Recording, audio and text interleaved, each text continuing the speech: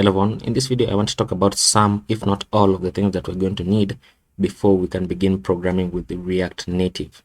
So a few weeks ago I made a YouTube post asking if you would be interested in React Native projects, and I got a good response saying that you would be interested. So in this video I'm just going to talk about some of the things that we're going to require, that we are going to need to install on our system. And so 16 hours ago, I created a repository called Getting Started with React Native on my GitHub profile. The link is going to be in the description. And I have tried my best to outline everything that I installed before I began working with the React Native, just to make sure that everything was working correctly. So the first thing that you're going to need is Java, and preferably version 8, Java 8 or Java 11. All other versions do not work with React Native for some reason. I don't know why. The process always fails on a process called app debug with javac, something like that. The process always fails if you have or if you're using a version that is not Java 8 or Java 11. So you can install it. I've linked it right here. So if you open this link, it's going to open up Oracle and it's going to give you your Java 11 downloads. And please make sure that you choose the one that is corresponding with your system. So there is Linux here. For the Red Hat, you have the Debian package here, the compressed version. You have Mac OS, and then you have Solaris, and then you have Windows. And so I'm using Windows, so obviously I chose the Windows distribution right here, and I installed it. So I'm currently running Java version 11.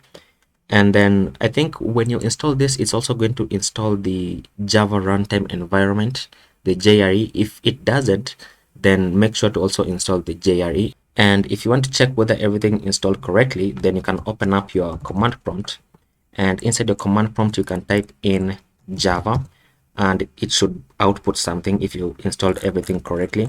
And then another thing to check is run the command javac, which means I think Java compile or Java compiler, something like that. I'm not quite sure, so don't quote me on that. And it should run as well. And then you can also run java -- version to check the version of Java that you're using.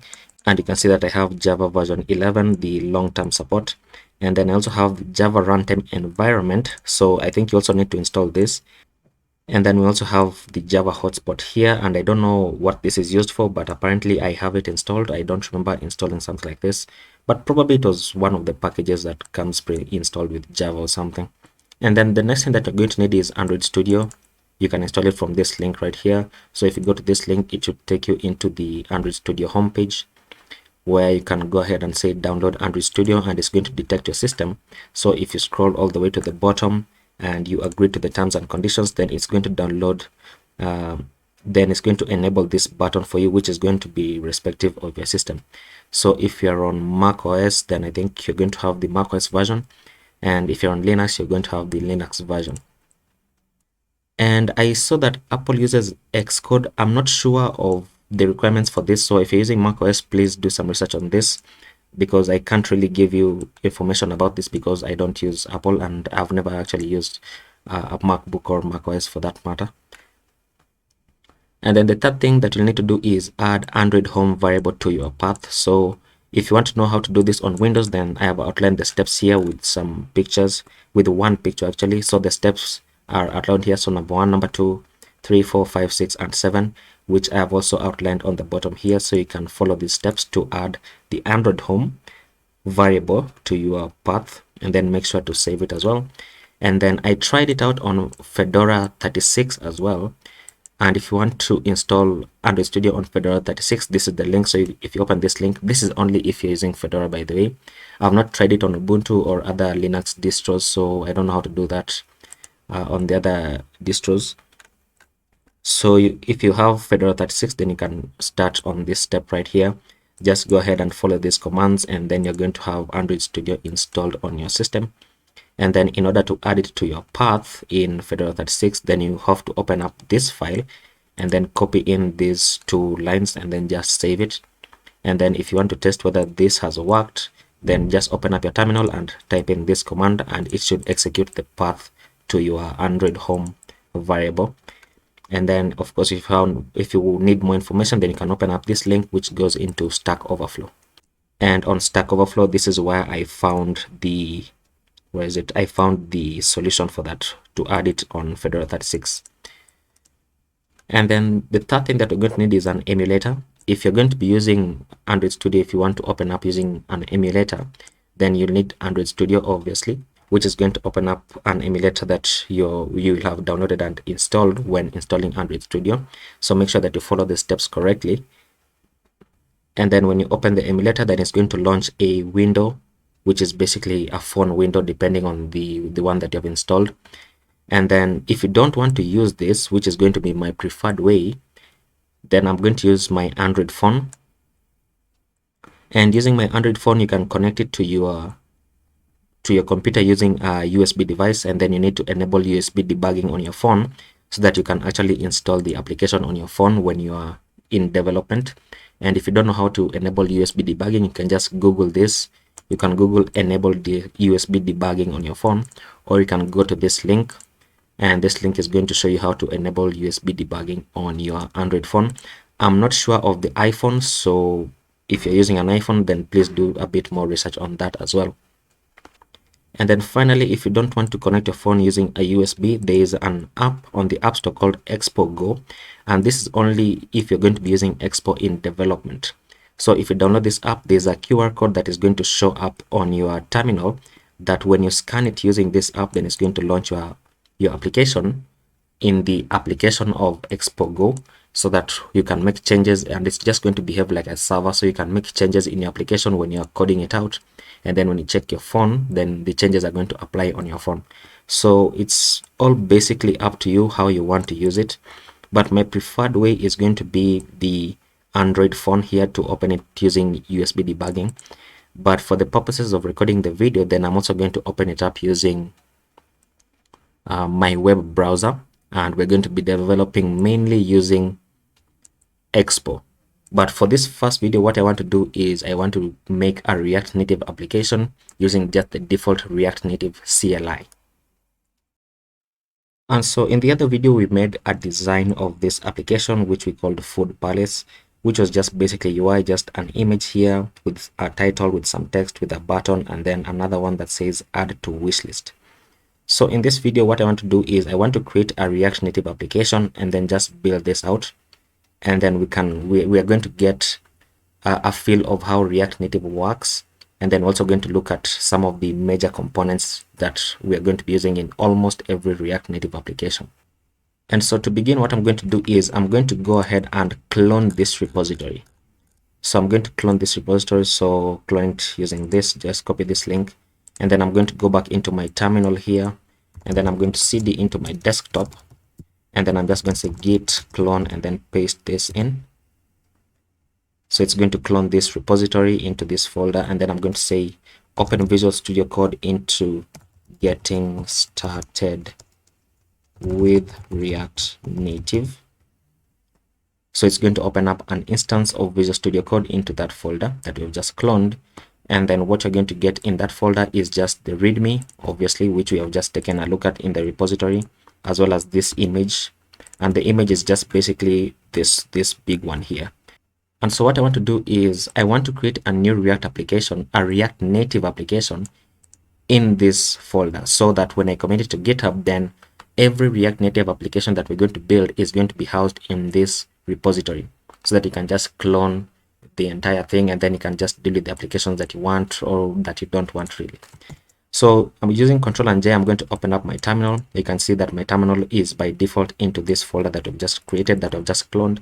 And so what I'm going to say is I'm going to say npx react native init, and I'm going to call this Food Palace. So that is the name of my application, and then this is the command that we're going to be running. And by the way, let me mention something. Let me navigate into React Native. Oops, my computer hung. Okay, there we go. So React Native, you can go ahead into the development docs. Let me just check this. Get started. And then let's go into setting up the development environment. And so if you're going to be using React Native CLI, the process is just a bit longer, but it starts by, of course, installing Node.js, because we need to install Node.js in order to run npm and npx commands. And then because that even here they install the Java version 11.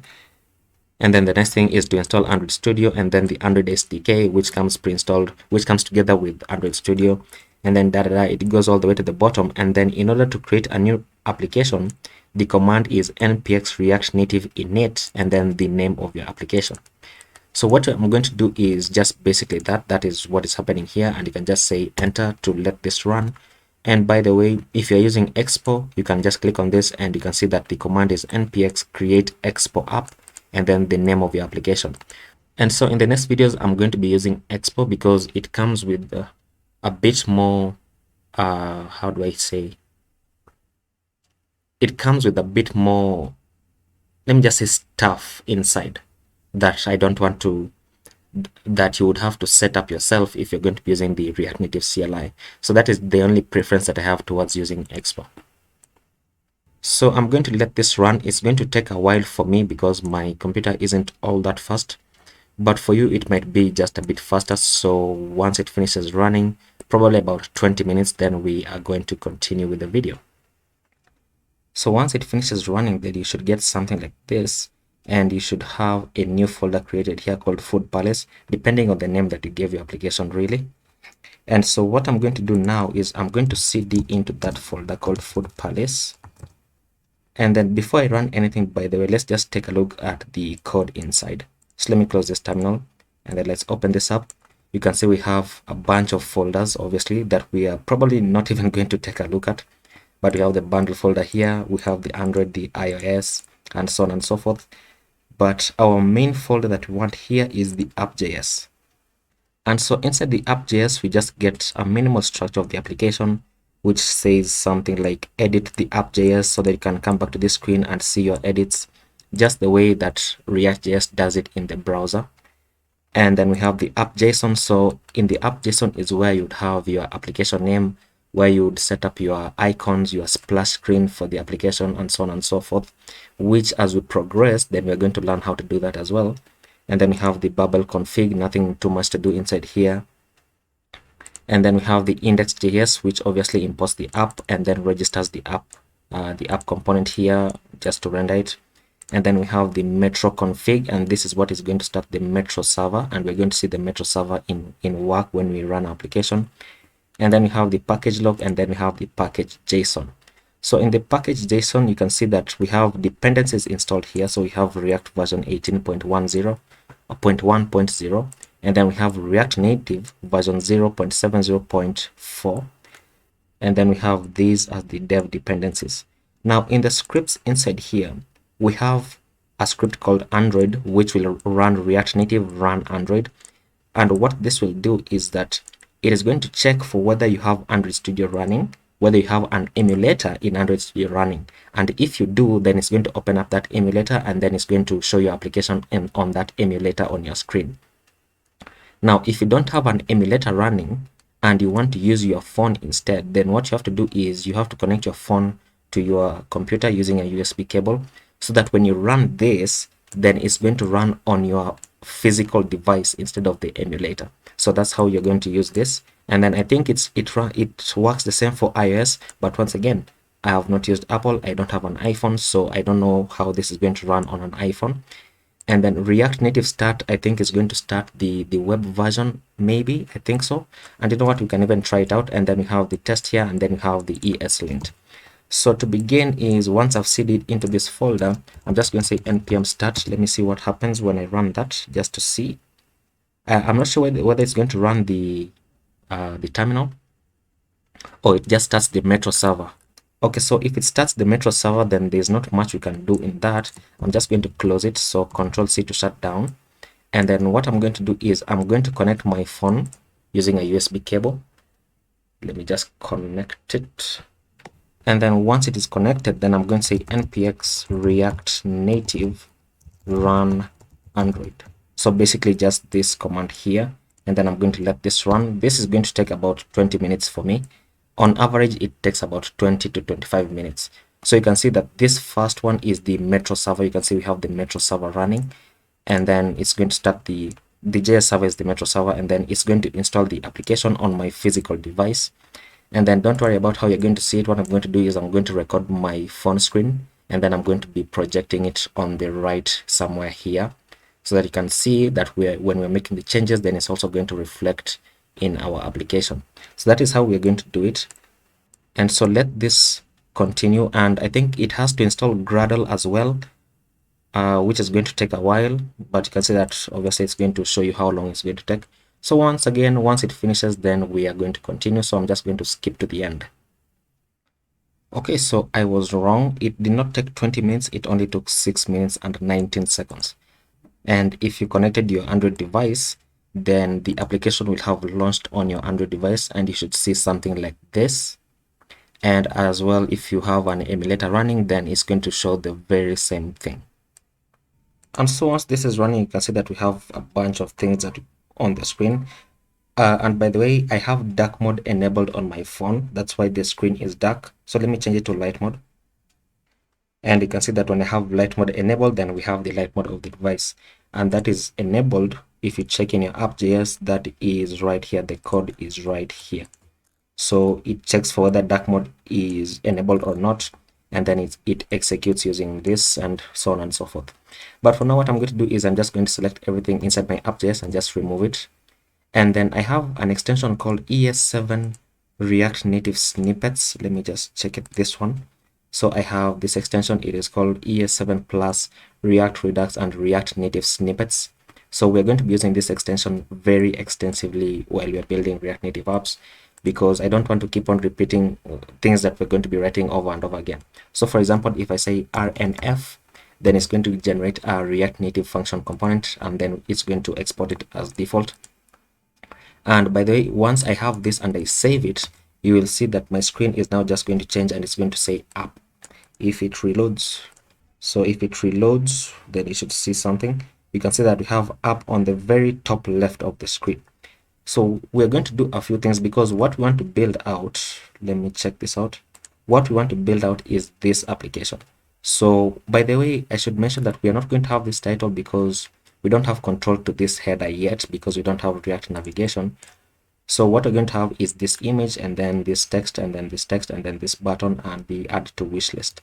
And so what we're going to do therefore is this. I'm going to get this image, and then I'm going to import it into our workspace before we begin. So let me do that right away. And so I've exported the image and I've placed it inside a new folder that I've created, and I've called that folder assets, and I've called the image plate-image.png. And so the first thing that we're going to do is I'm going to go ahead and we're going to, you know what, let me first of all change our background color, because I don't like this dark color. So what you can do is we can import a component from React Native called stylesheet. So import stylesheet here. It's a named import, so just add all of them inside here. And then we're going to create a variable here called styles, and we're going to make it equal to stylesheet.create. What is that correct? Stylesheet.create, yes. And then we're going to add in our styles as follows. So I want to have a main container. Let me call this main container.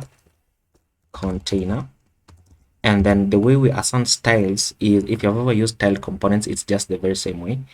And this is how we're going to be assigning styles, just like as if they are objects with key values. And so we're going to say, for example, I want the background color here to be red, right?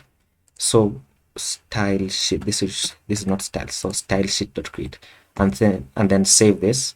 And so in order to use a style like this, for example, then I'm going to go inside my view, and this view is like a div in web development.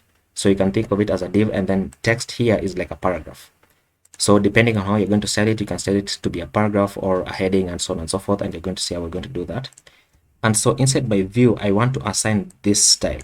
So I'm going to go inside my view, and I'm going to say assign a style here, and I'm going to call it styles.mainContainer. And I've called it styles here because that's the variable name that I'm calling it here. So I can change this to say something like globals, and it's going to work the same way. So basically how you want to call it, just remember to give it the correct name. So globals here, and you know what, let me just leave it at globals, just so that it's a bit different and it doesn't confuse this. So that when you save this, now look at our application. Now the text inside here that says app now has a background color of red, because the main container that holds this text has a background color of red. So just think of it the way you would style an application on the web, and it's just basically the same thing. Now what I want to do is I want this to be white, right? I want it to be white. And by the way, you can use the name or the names of colors here, or you can use hex values. It's going to work the same way. Now what I want to do is I want this background color to span all the way, like the entire application, right? So I can do that by setting the flex here to 1.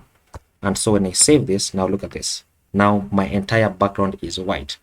Now, something that you should know, Flexbox in React Native works the opposite way than it does on the web. Meaning, Flex in React Native by default aligns items in column form. But on the web, it aligns items in raw form. So remember that. But that by default, you're going to be working with Flex, aligning items in column form. So one on top of the other. And so now what I want to do is this.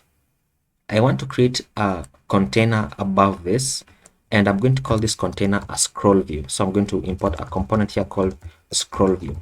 And what scroll view will do is that it will just make sure that in case the content spans more than the height of the device, then it's going to automatically scroll downwards. Otherwise, it's not going to be able to scroll downwards. And then let's go ahead and import this component. Just say Control Spacebar, and then just import it from React Native like so. And then when I save this, you can see that nothing changes in the application, except that now the background color does not span all the way, because now this should be applied on the scroll view, which is the main container. So that when I save it, and now it works correctly. And then the next thing that we're going to do is we're going to import our image, because our image comes first, right? So I'm going to place in a view here, and then I'm going to import an image component. And this image component is a self-closing tag. And then just say Control Spacebar on this one. So just click right here and say Control Spacebar, and then import it as well. Import. Oh wait, I haven't imported this one. There we go.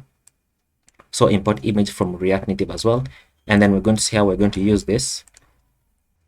And then the reason why I've placed this image inside a view is because I want to be able to manipulate this image to move to the perfect center. And you can't do that if it doesn't have like a parent container. Otherwise, like it just doesn't work, because mainly we're going to be using Flexbox, because we don't have grid in React Native. As far as I know, we don't have grid.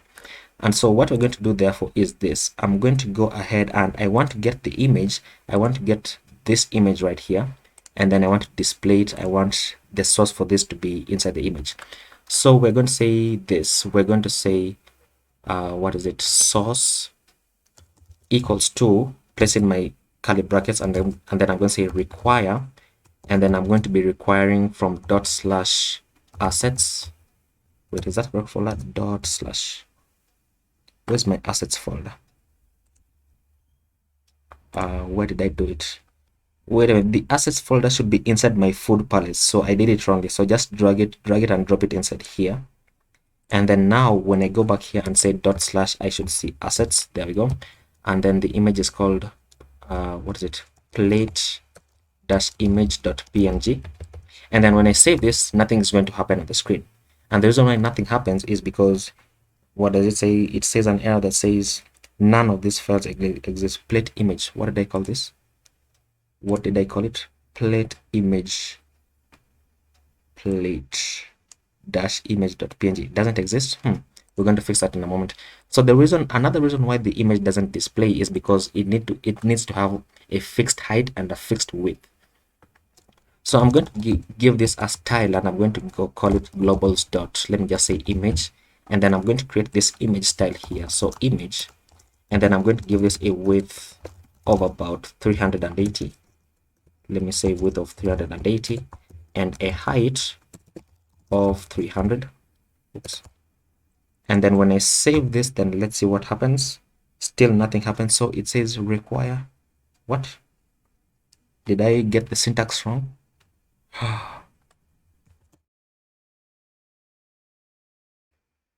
Okay, so I reloaded my application, and then this worked for some reason. For some reason, it wasn't working in the first place. But always remember that when you're using the image component, that you should have a fixed width and a fixed height to your images. Now, if you look at the screen, you'll notice that the image is a bit offset to the left. I want to bring it to the center, right? So what I'm going to do is I'm going to go inside this parent view, and I'm going to give this a style of what was it, globals dot img container, meaning image container. And then above this, I'm going to say img container, and then I'm going to give this a style of, oops, a style, oh my god, a style of align items, and set this to center, so that now the image is going to be aligned to the center. There we go. You can see what it happened, what it does on the screen. And then the next that I want to do is I want to add some bit of padding on the top and bottom of the main container, and the main container is this scroll view. So I'm going to go here and I'm going to say give a padding on the vertical. So you can give a padding on the top, on the bottom, on the left, on the right, or you can give a padding on the vertical or a padding on the horizontal. So here I'm just going to say padding vertical of 32, meaning top and bottom, and now let me just say 52. Make it bigger. And then let's see, we were going to add some bit of text below this, so let me go here and I'm going to add this text. I'm just going to say chicken curry, and then below this I'm going to have another text component, and here we're going to have some random text which I'm going to get, but the style for this is going to be globals dot heading, and then the style for this is going to be globals dot text. So let's go ahead into random text generator, and then you can get the text for this. And wait a minute, my clock is wrong. It's not 1:06, it is 10 p.m. currently. So reset that. There we go, it's 10:07. I just noticed it. So random text generator, and then let's go ahead and grab the text all the way to here, copy, and then let me go right here and paste it in. Oops, something hung. Okay, there we go. So paste it in, and then let's go ahead and style the heading, and then we're also going to style the text. And for the heading, I'm going to give this a font size of 28, and then I'm going to give it a font weight of bold, and then I'm going to say margin top, and a margin top, I'm going to give this a margin top of about 10, and then a margin on the bottom, set this to 20, or maybe it should be opposite. Let me make this margin top of 20 and then margin bottom of 10, and then let's see what else we need to do. Nothing probably. And then, oh yeah, the color, change the color of this into black, so hashtag 000000, and then I'm going to give the text here a color of hashtag 525252, and then I'm going to give it a font size of 16 and a line height of about 1.8. Remember that this is now JavaScript, so the properties are in camel case. And a line height of 1.8, does it work the same way as I expect it to work or what? We're going to find out in a moment. So let me save this, and we should see something on the screen. Yes, 1.8 is not the good one. I should save 30 here. There we go. So we have a line height of 30, and then notice how the text is very much to the edge. So I'm going to give this parent view here a style, and I'm going to call this just something like globals dot what should I say? Let me say text parent, because I can't think of anything better than this. And then let's go above this and say for the text parent, then I'm going to give this a padding on the horizontal, meaning on the left and right, padding horizontal of about 20 to push everything inwards. There we go, that is much better. And then finally we need, okay, not finally, but right on the bottom of this, so still inside this view that has the class of text parent, below this we're going to have a button component. And the way the button component works is that it takes in a title prop here, and the title is going to be the text that you want to show up on the button. So in this case, I'm going to say add to cart, and then just go on the button here, say control spacebar to import it from React Native on the top right there. And then we can save this, and we should see our button. And you can see by that, by default, the button is blue in color, but I don't want it to be blue in color. So I can go ahead and give it another prop here called color and set this to hashtag 000000, which is going to make it black. And then of course the text is going to be white. And then you know what? Let me go inside this text. And then I'm going to give this a margin bottom of 32 to push away from the button. And then below this button, we're going to have some other text. And this other text is just going to say add to wish list. And I do know that there is an image here. There is an image of a heart icon before the add to wish list text, but I'm not yet going to add it in because we have not yet installed some packages from vector icons and so on and so forth, and I don't want to use the image. Like, I can use the SVG icon, but I don't want to use the image. So inside the text here, I'm going to give this a style of globals dot text, meaning just take the text styles that are applied here. And so when I save this, then you should be able to see add to wish list, and we have that. But this is a problem because I need some bit of margin above this. I need some bit of margin. So let me say this. Let me say wish list, give this a custom class of wish list, and then just copy this down. So copy and paste it, and then I'm going to remove this. I'm going to change this into margin top, and then save this. And also this should say wish list. There we go, and there we go. Would you look at that? So that is a very, very, very simple application. And by the way, just to mention something, if you want to add a border radius on the image, I think what was it? Should you go here and say border radius? Yes, border radius, and then set this to, let me say, about 40. Let me see what happens. There we go. So that's how you add the border radius. If you try to add this border radius on the image styles here, it doesn't work. I don't know why it doesn't work, but it doesn't work. So you have to add it in as a prop inside here, and this took a bit of research to find out for myself. But you can see that it looks quite nice, and that is a pretty basic looking application. I mean, it doesn't have any functionality, but you can see that it works as you would expect like a UI application to work built in React Native for the first time. And the thing that I like about the button component is that it has a ripple effect when you click on it. So just look at this. It has some kind of ripple effect. And by the way, you can adjust this ripple effect with some bit of more customizations that you can add in yourself. And probably we're going to look at that when we are building out more React Native applications. But for now, that is going to be the end of the video. And before I do end the video, actually, let me just commit this to GitHub so that you can have access to this. So let me now shut down this server. And by the way, this is Metro. So if you want to reload the application, you can just go ahead and hit R here, which is going to reload your application. But for now, let me just shut this down, and then let's also shut this down. And then I'm going to cd out of this. So cd out of this, and then I'm going to say git add all, which is going to add everything. I hope it doesn't add node modules. Okay, 73 items. Let me just make sure node module is not added. Okay. And then I'm going to say git commit -m, and I'm going to say initial commit, and then I'm going to say git push, because we already created the repository for this, so that now it's just going to push directly into the repository.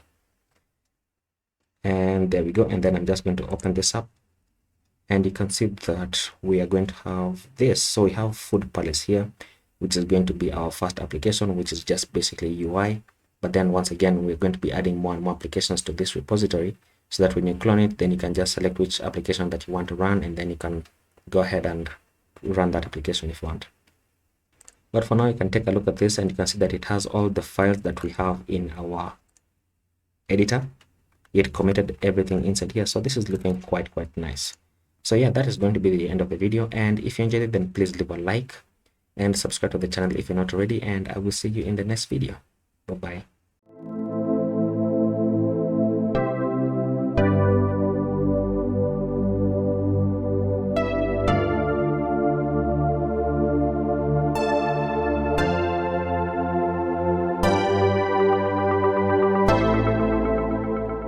Please subscribe to the channel if you're not already, and ring the notification bell so that you're always going to be notified of when I upload a new video.